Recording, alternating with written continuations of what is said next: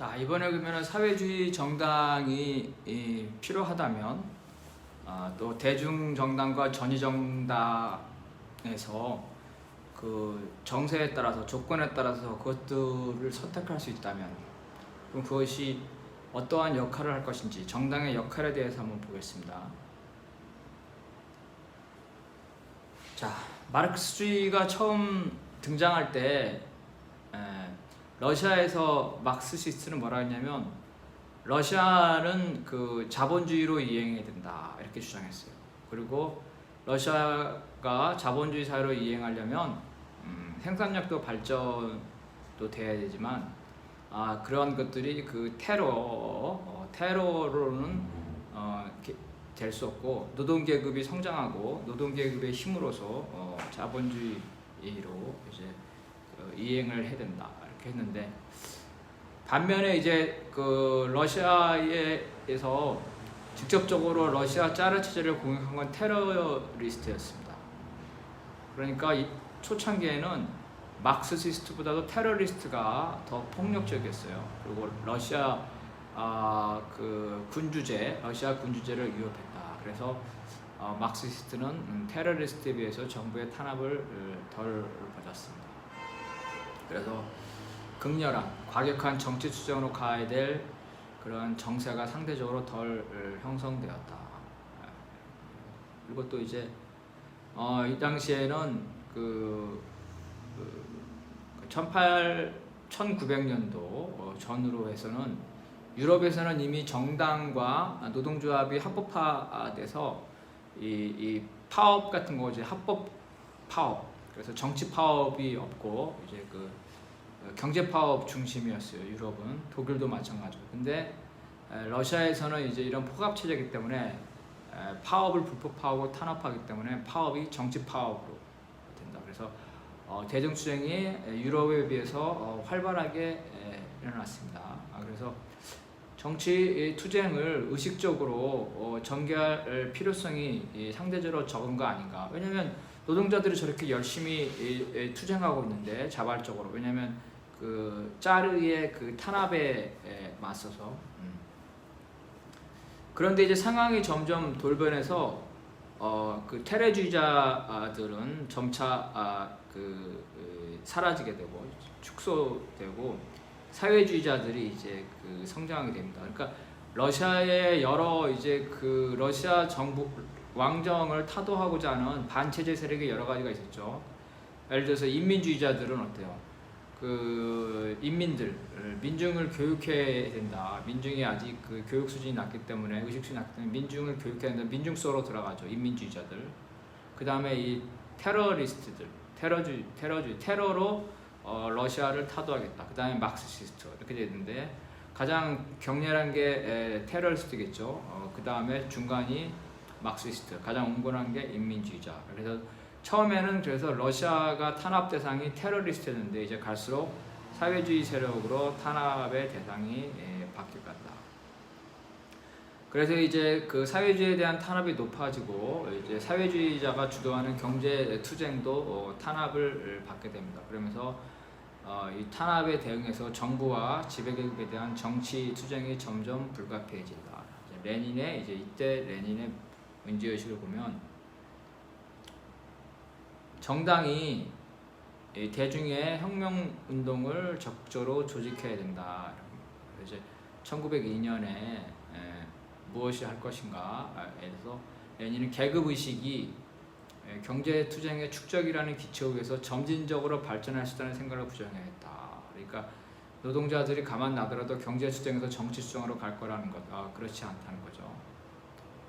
그래서 경제 투쟁은 임금 인상 투쟁은 노동자들이 자연스럽게 하게 되죠. 그래서 이 경제주의, 다시 말해서 경제 투쟁만 하고 정치 투쟁을 하지 말자, 정치 활동을 하지 말자는 것은 정치 활동을 부르주아에게만 맡기는 것이다. 그 노동자들은 노동조합 투쟁만 하라는 것. 이거는 이제 부르주아 민주주의 혁명 과정에서 부르주아들은 봉건 체제에 대해서 정치 투쟁을 하고 정당을 만들어 가는데 노동자들은 노동조합 투쟁만 하고 정당을 하지 말라는 거는 혁명 과정에서 프롤레타르가 부르주아에게 주도권을 빼앗기는 거죠. 그래서 경제 결정론자들이 말하는 자발적인 노동계급 운동은 즉 노동조합주의고, 노동조합주의는 부르주아에 의한 노동자의 이데올로기적 노예를 의미한다. 그러니까 노동조합주의는 정당으로 가지 않죠. 정치 이데올로기로 가지 않죠. 노동계급이 자기 자신의 정치 이데올로기가 없으면 부르주아 정치 이데올로기에 종속당하겠죠. 그래서 이런 상태를 막기 위해서는 노동계급에게도 의식적인 정치적인 이데올로기 이런 것들이 필요하다. 그것들이 이제 혁명가의 의무이다. 그래서 레닌이 정치 투쟁의 토대로서 경제적 관계나 자연스러운 경제 수정을 도외시하는 것은 아니다. 그러니까 레닌이 비판했던 거는 경제 투쟁이 자연스럽게 정치 투쟁으로 갈 것이라면서 정치 투쟁을 안 한 걸 비판한 거지 경제 투쟁을 경시한 것은 아니다. 즉 경제 투쟁과 정치 투쟁의 변증법적인 조합, 결합을 얘기한 거라는 거죠. 1907년에서는 이제 뭐라고 했냐면은 무엇을 할 것인가는 경제주의자들의 왜곡된 견해를 논쟁으로 바로잡은 것이라고 지적하고 이 팜플렛을 지나치게 절대화하는 것은 잘못이다. 무슨 말이냐면 경제 투쟁과 정치 투쟁은 상호 조화를 되기 때문에 어느 한쪽만 취사 선택하면 안 된다. 다시 말해서 자신이 정치 투쟁만 주장한 건 아니다는 거죠. 경제 투쟁과 정치 투쟁의 조화를 주장한 거다. 그래서 사회주의적인 선진 분자와 노동계급의 결합을 러시아 사회민주당의 기본을 조직관리. 그러니까 이거 이제 막스 똑같았죠. 공산주의자 동맹도 막스와 같은 사회주의적 선진 분자와 그 다음에 혁명적인 그 숙련공들의 모임이라고 했죠. 사회주의 정당, 막스주의 정당의 기본 원리다. 노동운동에 대한 당의 적극적인 관여, 사회주의 선진 분자에 의한 노동계급의 지도, 마르크스와 같은 입장이었다. 사회주의자들의 임무는 노동자들에게, 프롤레타리아들에게 그들의 사명을 설명하고 그들이 그것들을 실천하도록 자학하고 실천하도록 선동하는 거다. 노동자들의 그 정치의식, 자본주의를 타도하겠다는 그 혁명적인 의식, 혁명적 의식은 경제투쟁의 외부에서, 즉 노동자와 고용자 사이의 관계 바깥으로부터 노동자에게 도입될 수 있다. 이것도 아까 말한 것도 어려운 얘기죠. 무슨 말이냐면 임금 인상 투쟁은 가만 놔둬라도 노동자들이 하는데 자본주의를 타도하자는 투쟁은 가만 놔두면 이 노동자들이 거기까지 나가기는 어렵다는 거예요. 이러한 정치의식은 그 임금 인상 투쟁 바깥으로부터 나와야 된다. 이런 이데올로기를 제공하는 건 누구요? 뿌띠부르주아, 몰락한 지식인들, 마르크스, 레닌 이런 사람들이라니까. 바로 그런 사람들은 임금 노동자가 아니죠. 그래서 경제 투쟁의 외부로부터 온다는 것은 노동계급 자체가 아니라 선진적인 그 사회주의 지식인으로부터 그런 것들을 선동을 받아야 된다. 사회주의 이론은 지식인들에 의해 다듬어진 철학, 역사, 경제 이론으로부터 나왔다. 과학적 사회주의의 창시자인 마르크스, 엥겔스도 모두 부르주아 지식인에 속하였다. 조선에서도 의병이라 이렇게 보면은 몰락한 양반들이 하죠. 동학 이렇게 보면은.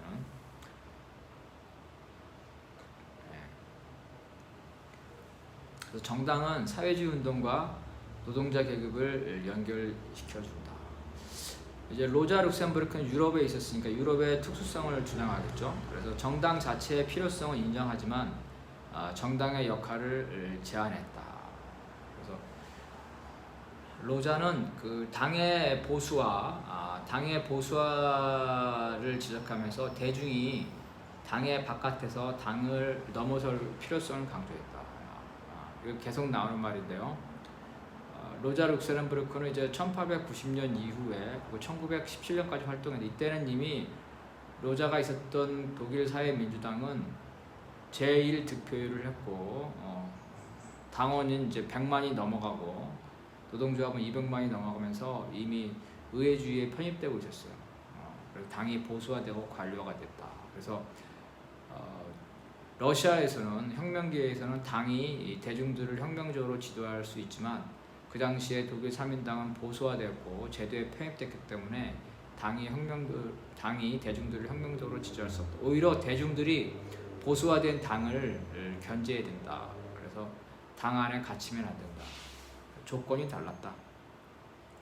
그래서 로자가 반대한 것은 당의 지도 자체가 아니라 그 당에 의한 노동계급에 대한 일방적인 지도이다. 당이 이미 보수화된 당이 노동계급을 일방적으로 지도해서는 안 된다는 거죠. 그 정당이 의식적으로 그 혁명을 조직하기보다는 파업과 같은 자발적인 대중성을 통해 혁명이 밑으로부터 발생해야 된다. 그 당시에 독일 3인당은 관료화됐기 때문에 대중투쟁이 이 관료화된 정당보다 더 우선이라는 거예요. 그래서 관료화된 정당은 혁명성을 상실하고 있기 때문에 대중이 밑으로부터 혁명을 대중투쟁을 통해서 당을 오히려 혁명 부분으로 압박하고 견인해야 된다. 대중파업은 의식적으로 만들어지는 것이 아니라 자발적인 현상이며 다만 그 정치 추진과 경제 추진은 서로 조건주의이며 확산을 가속한다. 그러니까 로자도 정치 추진과 경제 추진의 그 조화, 변칙법적 통일, 그리고 당과 대중의 변칙법적 통일을 주장했는데 이 당시에 당이 보수화됐기 때문에 상대적으로 대중의 자발성을 더 중요하게 생각한 것보다. 그래서 이 대중파업이 보수적인 정당에 의해서 의식적으로 만들어지기 어렵다는 거죠. 그러니까 자발적인 현상이 돼야 된다. 계급은 외부의 지도에 의해 비로소 형성되는 것이 아니라 운동과 투쟁을 통해 각성되고 의식화된 노동자들이 사회주의가 되면 하나의 계급으로서 조직된다. 계속해서 보수화된 당을 비판하는 의미에서 이렇게 된다는 거예요. 더군다나 로자는 당에 있어서 그 당의 어떤 그 실권, 당의 지도부, 당의 주류가 아니었죠. 좌파다 보니까. 로자가 속했던 독일 3인당은 로자 입장에서 볼 때는 되게 그 개량주의고 한계가 많은 정당이었어요. 그래서 당 또는 대중을 더 방점을 둔다. 프롤레타리아에 대한 당의 영향력이 당 조직의 힘이나 당 자체의 선도적 행동이 아니라 그러니까 당이 조직적으로 명령을 하거나 이렇게 이것이 결정이니까 따라라 이런 식이 아니라 당의 사상, 강령, 슬로건을 통해 행사되는 그러니까 직접적으로 명령하는 게 아니라 선전선동에 의해 가지고 노동자들이 자발적으로 그걸 받아들이도록 해야 된다. 로자는 노동자들의 투쟁 능력을 확신하고 있었기 때문에 당이 일방적으로 지령을 내리거나 당이 투쟁을 대신하는 것에 대해서는 반대했다. 당은 대중에 대한 지도는 명령에 의한 지도가 아니라 선전선동을 통한 정치적 지도이다. 노동자 계급의 자발성과 창의성을 믿었기 때문에 레닌이 말한 그 전위정당, 철칙, 엄격한 규율 통제는 불필요하다. 1906년에는 이제 레닌의 이런 전체적인 조직 계획은 미성숙한 프롤레타리아 운동과 러시아에서 아직 노동 계급이 그 성숙하지 못했는데 짜르를 타도해야 되는 엄청난 결합 때문에 이런 과제들이 결합해서 특수하게 전위정당론을 얘기한 거다. 그래서 유물사관으로부터 주관주의적 자유의적 일탈이었다. 그러니까 유물사관은 어떤 물질이 1차적이고 경제적 조건이 1차적인 건데 레닌은 그 혁명가들 의식적인 혁명 활동을 너무 강조해가지고 유물사관의 원칙에서 벗어났다. 그렇지만 마르크스, 엥겔스도 물질과 의식의 관계에서 물질이 1차적이지만 의식 역시 물질에 영향을 줄 수 있다고 그랬죠. 정치 추쟁이 경제 추쟁에 영향을 줄 수 있고 사회주의자들이 노동자 대중에게 영향을 줄 수 있는데 레닌의 경우는 너무 심했다 이렇게 비판합니다. 그거는 이제 러시아와 유럽의 조건이 다르기 때문에 그렇다는 거죠. 그래서 사회주의 정당의 지식기관들, 관료들이 보수적이 됐다. 어디에? 유럽에서 이미 그런 거죠. 그래서 이러한 관료들 때문에 젊은 노동운동, 참신한 노동운동들이 이 관료들, 지식 엘리트의 노예가 됐다.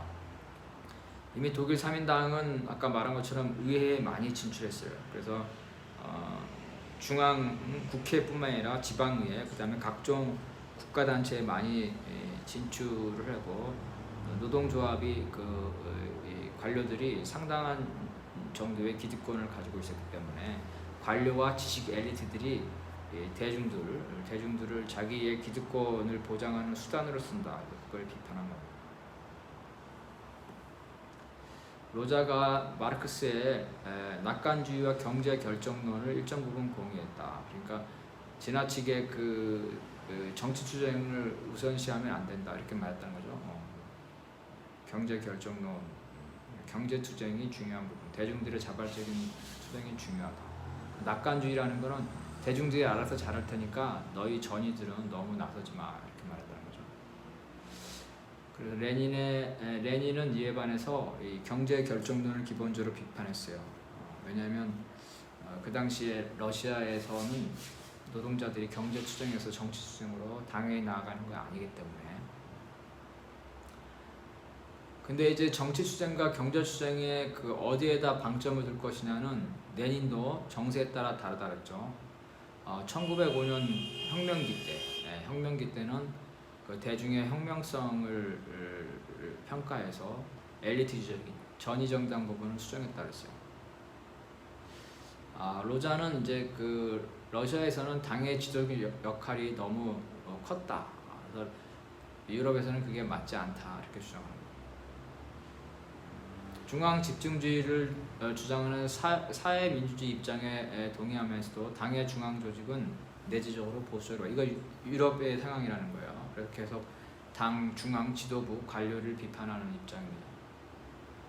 당연히 러시아와 독일의 역사적 차이에서 기인했다. 레닌과 로자의 차이는, 로자가 가입한 독일 사회민주당은 이미 벌써 그 1880년대 이 수십만 명의 당원이었고 1890년대 1900년대로 가면은 100만 명 이렇게 됩니다. 엄청난 규모의 대중정당이었다는 거예요. 그래서 레닌이 고민한 조직의 효율성, 전문성은 이 대중정당 안에서 관료들이 있었기 때문에 이미 구비되어 있기 때문에 이제는 엘리트가 중요한 게 아니라 오히려 대중이 중요하다. 관료제에 대항해야 되는 혁명적 대중의 형성이 필요했다. 독일은 러시아와 달리 자발적인 대중주쟁이 미약했다. 사람은 많은데, 숫자는 많은데, 독일에서 이제 부르주아 민주주의가 되면서 자발적인 정치 투쟁이 없고, 그 노동조합의 지도자들이 이제 그 결정을 하거나 이럴 때 이제 경제 투쟁만 한다는 거죠. 자발적인 대중 투쟁.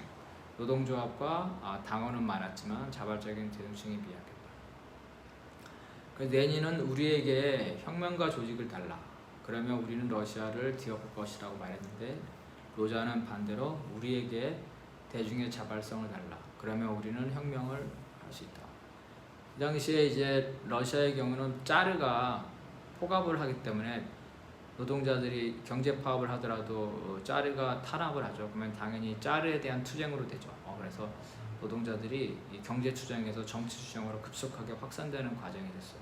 그래서 대중이 혁명적이에요. 근데 그거를 조직해낼 혁명가가 부족해요. 그래서 우리한테 혁명가를 달라 이렇게 말한 거고, 반대로 로자의 시절에는 그 독일에서는 당과 노동조합이 규모가 엄청나게 커졌지만 이게 관료화가 된 거죠. 그리고 대중들도 관료의 지시에 따라서 경제 투쟁을 하지만 정치 투쟁으로 나아가지 못했어요. 그래서 대중들이 정치 투쟁으로 나아가야 돼. 대중의 자발성이 좋아. 그래서 이미 관료나 당은 있으니까 혁명적 대중의 자발성이 필요하다.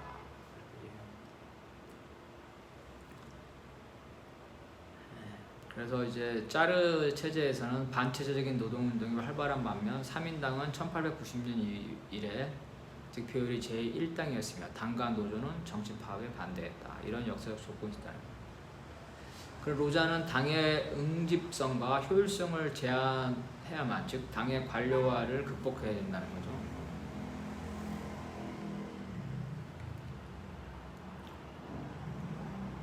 그래서 로자는 그 대중의 자발성, 그걸 주목했지만 그 자생적 발전을 동력화시키는 정치 조직에 대해서 명확한 인식을 확립하지 못했다. 이 말은 뭐냐면 이제 그 당시에 관료가 심하니까 대중의 자생성, 자발성을 강조를 했는데, 그렇다 하더라도 관료가 있다 하더라도 정당의 필요성, 그리고 혁명가의 필요성, 이런 것들에 대해서는 좀 더 그 대중과 혁명가의 변증법적인 조화를 해야 되는데, 상대적으로 너무 대중의 방점을 많이 줬다는 거예요. 그리고 로자는 부르주아 이데올로기의 반동적 위력을 과소평가했다.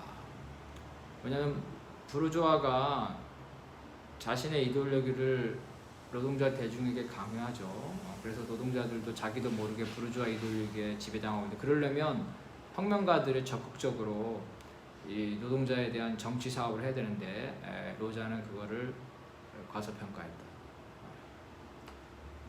노동계급이 자발적일 뿐만 아니라 균일하게 급진화되었다 한다면, 만약에 로자의 말처럼 폭발하는 대중은 머뭇거리는 지도자를 제치고 앞으로 나아갈 것이지만, 독일의 현실이죠. 독일의 현실은 그렇지 못했다.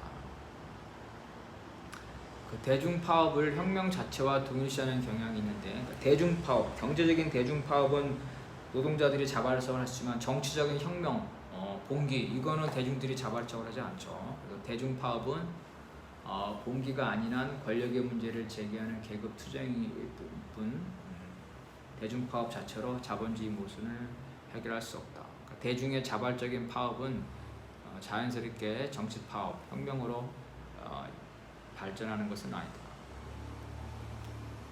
당의 조직화와 대중의 자발성에 관한 로자의 입장은 그 레닌이, 그죠? 로자의 입장은 그 레닌의 러시아와 그 조건이 다르다는 것, 거기에 그 반영한 건데, 그래서 이제 이 그 대중의 자발성보다는 혁명가의 지도성을 강조하는 러시아 그 운동, 러시아의 레닌의 조직관에 대한 반성이었다. 그런데 이렇게 대중의 자발성만 너무 강조하는 로자의 태도는 1918년에서 1919년 독일혁명 시기에 약점을 드러냈다. 로자는 독립적이고 적극적인 혁명적 당의 형성과 활동에 소극적이었기 때문에 이런 1918년, 19년 혁명적 시기에 이거를 주도할 수 있는 훈련된 당이 없었다는 거죠. 저기 설명이 필요한데요. 이때 지난번에 하면데 1차 대전이 끝나자마자 독일의 황제는 항복을 하는데, 러시아처럼 혁명이 될 걸 두려워가지고 혁명을 막고자 독일 3인당 당수에게 그 권력을 넘깁니다. 그래서 독일 3인당 당수가 임시 대통령이 돼요. 그러니까 독일 3인당의 지도부는 당연히 자기들이 권력을 잡았으니까 혁명을 안 하겠죠. 오히려 황제와 타협해가지고 보수 세력과 타협을 합니다. 여기에 반발해서 로자가 혁명을 일으킨 거예요. 스파르타쿠스의 혁명. 근데 평상시에 로자가 자기의 그 혁명 정당을 잘 조직했으면 그때 혁명 시기 때 도움이 됐을 텐데, 로자가 당은 있긴 있었지만 그 당이 미약했다는 거예요. 그래서 평상시에 훈련된 힘 있는 정당, 이걸 건설했으면 혁명에 도움이 됐을 텐데 그렇지 못했다. 당이 급조됐어요. 독일 3인당에서 탈당을 해가지고 탈당 세력들이 스파르타쿠스를 만들고 독일 공산당을 만들었지만 급조됐기 때문에 준비된 당이 아니었다. 그래서 그런 혁명 시기에 변화된 환경에 반응하는 데 있어 신속하지 못했다. 독일에서 혁명적 당의 건설이 지연되는 주요한 이유가 되었다. 왜냐하면 너무 대중의 자발성만 강조했기 때문에. 이제 그람시도 역시 러시아의 상황과 유럽의 상황이 다르다는 것을 주목을 했어요. 그래서 그래도 그거를 결합하는 것, 그래서 지식인과 당의 역할을 기본적으로 강조했다. 로자에 비해서는. 그래서 러시아에서는 성공한 혁명, 이걸 기동정이랍니다. 기동정. 봉기로서 혁명했죠. 기동전, 전략적인 그 전쟁, 전투, 기동전. 근데 왜 서구와 이탈리아에서는 실패했는가에 대해서 고민합니다. 서구에 적합한 혁명 전략을 모색하게 되는 것. 자, 서구의 경우에는 국가 주변에 부르주아적 이데올로기에 젖어 있는 시민 사회가 있다. 시민 사회. 그러니까 지배 계급이 사회 전체의 이데올로기를 장악하고 있죠. 시민 사회. 시민 사회는 여기에는 노동자도 있지만 부르주아도 있고 국민 다수 유권자가 있다는 거예요. 국민 다수 유권자는 부르주아 지배 이데올로기에 젖어 있어. 매일 드라마나 보고 신문이나 보고 하다 보니까 그렇다는 거죠. 그래서 러시아처럼 기동전을 한다 하더라도 국가 권력을 중앙에서, 러시아처럼 모스크바에서, 수도에서 국가 권력을 한다 하더라도 나머지 전체 시민사회가 변혁되지 않는 한 결국 부르주아 지배 질서는 다시 그 원상태로 되죠. 무너지지 않는다. 그래서 이 시민사회, 이데올로기, 지배 이데올로기에 푹 빠져있는 이 시민사회, 유권자들이죠. 이걸 기동전으로 어떻게 한꺼번에 이 사람들의 머리를 뜯어고칠 수가 없죠. 그래서 진지전으로, 이데올로기전으로 이러한 지배 이데올로기를 깨나가는 그러한 진지전, 참호전을 해야 된다. 그래서 오늘날 서구의 혁명 정당은 러시아처럼 그렇게 봉기하는 경우는 거의 예외적이기 때문에 일반적으로는 장기적인 진지전을 수행해야 된다. 이 진지전의 핵심은 그 유권자들을 지배하고 노동자를 지배하고 있는 이데올로기와 문화 이거를 전복하는데 그러기 위해서는 지식인이 중요한 역할을 한다. 그래서 그람시는 혁명적 시기는 언제든지 올 수 있기 때문에 기동전을 준비해야 되지만 일상적으로는 진지전을 해야 된다. 모든 지식인은 자신이 속한 계급의 그 집단 의지를 결집하고 확산시키는 유기적 근육이에요. 지식인은 자기가 속한 계급의 이데올로기를 확산시킨다는 거예요. 그러니까 지식인은 사상투쟁에 쓰고 있다. 그게 부르주아든 노동자든 간에. 그래서 노동자도 역시 그 사상투쟁을 담당하는 지식인이 필요하다. 그 대중투쟁도 중요하지만 부르주아 세계관에 저항하는 이데올로기 형성, 사상투쟁도 중요하고 바로 이것이 유기적 지식인이다. 마르크스나 레닌이나 이런 사람들이죠. 그래서 오늘날 서구의 혁명정당이 서구의 정당은 시민사회, 그러니까 다양한 유권자들이 있죠. 그래서 계급동맹, 노동자뿐만 아니라 영세 상공인 혹은 농민 이런 사람들이 같이 있다는 거예요. 당연하죠. 그 서구의 3인당이다, 프랑스다, 영국이다, 독일이다 하면은 거기에 노동자 말고도 다른 계층도 있어요. 대중정당이라는 거죠. 그래서 노동자만 아니라 그 주변의 중간계급들을 포섭해야 된다. 그래서 노동계급이 종국적인 승리를 하려면 노동계급 이외에 다른 계급의 이해관계도 포함하는 이데올로기를 창출해야 된다. 이거는 마르크스 똑같이 말했죠. 1848년에는 그 상공인들에게 불리한 세금을 내게 하고 그 세금으로 노동자들을 위한 국가공장을 마련했다 그랬죠. 그래서 세금을 내는 농민과 상공인들이 그에 불만을 가지고 노동자들이 봉기를 했을 때 진압했어. 파리 공무에서는 반대로 상공인들의 채무를 감면해주거나 그 다음에 임대료, 밀린 임대료를 감면해주는 이런 식으로 중간계층을 포섭하는 것, 이게 중요하다는 거예요. 그람시도 마찬가지다. 그래서 이러한 유기적 지식인이 저항 이데올로기를 만들어야 되는데 이런 유기적 지식인의 총체가 당이다. 당이 하는 역할이 그러니까 이데올로기 투쟁을 한다는 거죠. 물론 이데올로기 투쟁뿐만 아니라 그 실제적인 현장 투쟁이라든가 노동자를 대중적으로 조직하기도 하지만 가장 중요한 것은 사상 투쟁이다. 그래서 진지전에 의식하라는 상부 투쟁을 강조하면서 당이 이러한 지도적 역할을 해야 된다. 이렇게 말했습니다. 이 얘기를 한번 들어봅시다. 어떤 계급이라는 건 이제 정당에서 대표되죠. 그 계급의 힘도 정당의 힘에 의해서 나타난다. 그 승리로 승리로 나아가기 위해서는 필요한 형식과 방법을 만드는 게 바로 당이다. 아주 정교한 장수다. 당과 대중이 별개라는 생각은 잘못된 것이다. 대중들의 참된 참여가 없이는 당의 정치적 투쟁이 큰 의미를 가질 수 없다. 노동계급이 집권한 이후에만 노동자 대중에 의한 거대하고 심도한 정치적 교육이 가능하다고 생각하는 건 잘못이다. 무슨 말이냐면 자본주의 사회에서 노동계급은 부르주아 이데올리기에 젖어 있는데 노동계급에 대한 정치교육은 사회주의 사회가 돼야지만 가능하다고 생각하는 건 잘못다는 거예요. 이미 자본주의 사회에서는 사당투쟁이 벌어지고 있기 때문에 이 노동계급 일반에 대한 정치적 교육을 해야 된다. 그래서 경제와 정치, 경제적 조건과 사상일 때 사상, 정치적 교육, 상부 구조, 그런 사회적 의식에 기계적으로 쫓아가는 건 아니다. 의식이 나름대로의 반동적 작용, 역작용, 나름대로 물질에 영향을 미칠 수 있다. 그러니까 정치적 교육이 이 자본주의 경제에 갇혀 있는 노동자들에게 영향을 미칠 수 있다. 마키아벨리가 이제 이탈리아를 통일을 이룰 이상적인 군주로서 현실의 권력 관계를 냉철하게 분석하는 군주를 생각했죠. 그렇게 했듯이 그람시는 이제 노동자 국가를 성립하기 위한 이상적인 어떤 주체를 바로 이제 정당이라 봤고, 그 정당을 바로 현대의 군주다. 현대의 군주는 정당을 말하는 거죠.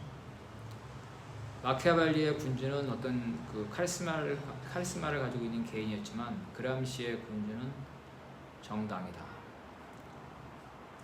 대중이 가지고 있는 맹목적이고 모순적이며 단편적인 요소들은 이것들이 대중의 집단 의지로 나아가야 되는데 이를 만들어주는 게 바로 지식인이고, 그런 지식인들의 총체가 당이다. 그래서 대중들을 자각시켜줍니다. 그래서 이러한 집단 의지가 형성되려면 이론과 실천 모두에서 그 계기가 있어야 되는데, 이러한 계기가 정당이다. 정당은 그래서 집단 의지에 명하다. 그러니까 정당이 하는 역할은 이론과 실천 측면에서 노동계급의 노동자들의 의식, 사상 의식을 강화하면서 다른 한편으로 이 사회의 부르주아 이데올리기와 싸우는 그런 수단이다. 그래서 그람시는 당과 대중, 그죠? 이거의 변증법적인 결합, 그리고 노동자 계급의 자생성과 사회주의자들의 의식적 지도, 이거의 그 변증법적 결합. 정당 내의 권력, 강제력의 힘과 선전선동에 의한 동의, 단순한 그 다수결 결정뿐만 아니라 그 다수결 결정을 진짜 받아들이게 하는 선전선동에 의한 동의. 진정한 권위는 명령에 의한 권위가 아니라 선전선동, 설득에 의한 것이다. 지도와 피지도의 변증법적인 것. 규율도 필요하지만 또 창의력과 자발성도 필요하다. 이러한 변증법적 통일을 강조했다. 혁명은 전쟁이죠. 전쟁은 군대의 지휘관에 의해 지휘가 되어야 되죠. 혁명 역시 노동계급의 지휘관에게 연밀하게 준비되어야 된다. 지휘관이 필요하다. 로자처럼 지휘관을 너무 무시하면 안 된다. 병사만 있어가지고 전쟁을 못한다. 지휘관이 장군이 있어야 된다. 혁명적 운동은 혁명적 전이들, 즉 엘리트에 의해서 지도될 수밖에 없다. 그렇죠. 전쟁은 병사만 있으면 안 되죠. 장군, 지휘관이 있어야 되죠.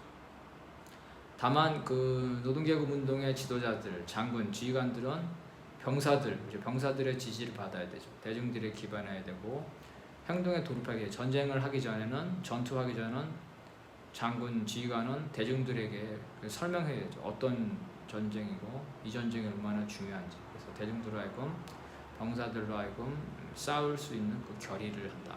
단순히 이게 명령이니까 전쟁하자 그게 아니라 그 명령에 진정으로 복종하게끔 하는 그 지휘관의 어떤 설득이 필요하죠. 연설, 그런 것과 마찬가지로 동의가 필요하다. 그 대중들의 저항, 조직적 저항이라는 것은 이와 같이 정치적 작업에 의해서 형성된다. 기존 사회의 범주, 부르주아 이데올로기를 초월할 수 있는 노동자의 사상을 갖게끔 하는 것, 이렇게 하는 것, 그런 것들이 이론과 실천 분야에서 필요한다는 거죠.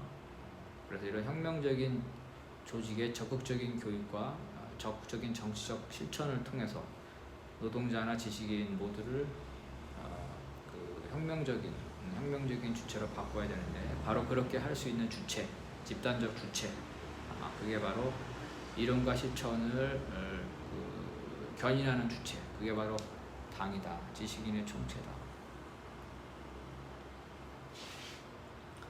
그람시는 이제 역시 이탈리아에도 관료제, 당의 관료제가 있었죠. 당의 주된적이 관료라는 것을 지적했죠. 그래서 관료는 문제지만 그렇다고 당 자체가 문제다는 건 아니에요. 관료의 폐해를 극복해야 되지만 당이라는 조직은 필요하다는 거죠. 그래서 이 당에 있어서 관료라는 부분은 약간의 필요악과 같은 존재다. 그래서 이 부분을 최소화시켜야 되는 거죠. 그래서 이제 동질성을 지닌 집단 내에서 노동조합이나 정당에서 분화가 일어난다. 대중과 관료의 그 분화가 일어날 수 있다는 거죠. 이거를 완전히 대중과 관료의 분화를 완전히 근본적으로 차단할 수는 없다. 그래서 이제 미엘스가 과두제, 그러니까 엘리트, 조직 내에 엘리트가 존재하는 것, 그렇지만 이 자체는 일정 부분 어쩔 수 없는 부분이 있고, 다만 이거를 어떻게 하면 극복할 수 있냐의 문제지, 과두제 자체 때문에 조직을 벌릴 수는 없다.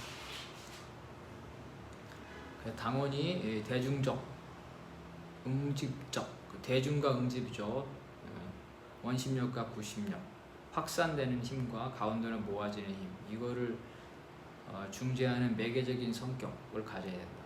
그래야지만 관료나 경직과 공허와 개랑을 막을 수 있다.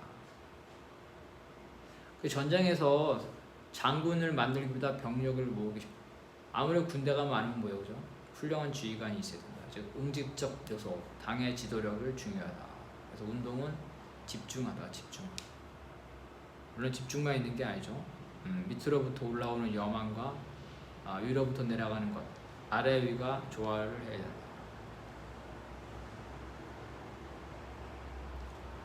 그래서 공산당이 프롤레타리아의 혁명적 행동 전체를 응집하고 결합할 수 있는 조직과 규율을 갖춘 것. 그렇지만 그 조직과 규율이 대중의 자발성을 또 침해하면 안 되죠. 그래서 이 균형을 가져야 된다. 노자는 균형을 상실했죠. 지도 중심보다 대중을 너무 과도하게 해석했다. 대중을 너무 믿었다. 근데 그 이유는 뭐냐면 그 당시에 노자가 속한 사회민주당이 그 관료였기 때문에 거기에 대한 비판적 측면이 있던 거죠. 자, 그 다음에는 정당 내 민주주의를 하겠습니다.